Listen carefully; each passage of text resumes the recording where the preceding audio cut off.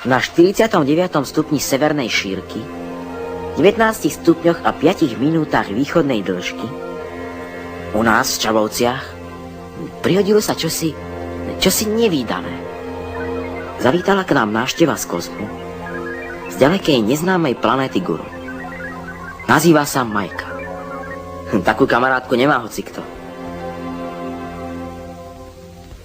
A práve preto sme sa my, väčšine udatne bojujúce skupiny kozovia a farmári, pomerili a skamarátili. Neobyčajná kamarátka Majka sa u nás vôbec nenudí. Hoci o našej planéte vie takmer všetko, nepozná, prečo jestvuje plač, úsmev, odkiaľ sa berie ľudská radosť a čo je to mať niekoho rád.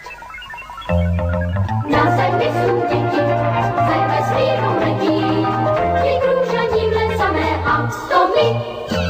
Hvězdy uplývají, aj děti, čo sa hrají, možno taky sto a pomy. Plné dětí sú tie svety, o ktorých každý večer sníme.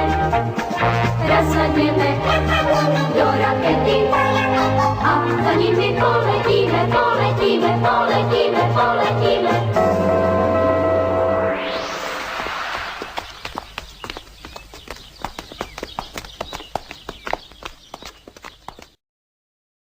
Na zemi sú deti, ze vesmíru letí, ty krúžaním lecame a to my. Hviezdy uplývajú, aj děti, čo sa hrajú, možno taky sto ako my. Plné dětí sú tie svety, o ktorých každý večer sníme. Raz sadneme do rakety a za nimi poletíme, poletíme, poletíme, poletíme. Raketa tých detí nám už asi letí, možno, že zajtra ráno pristane na okraji lesa, aj bude celku klesať a na zemi už zostane.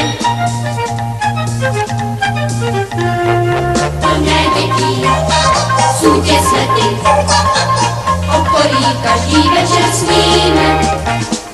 Raz nasadnú do rakety, možno, že ti uvidíme,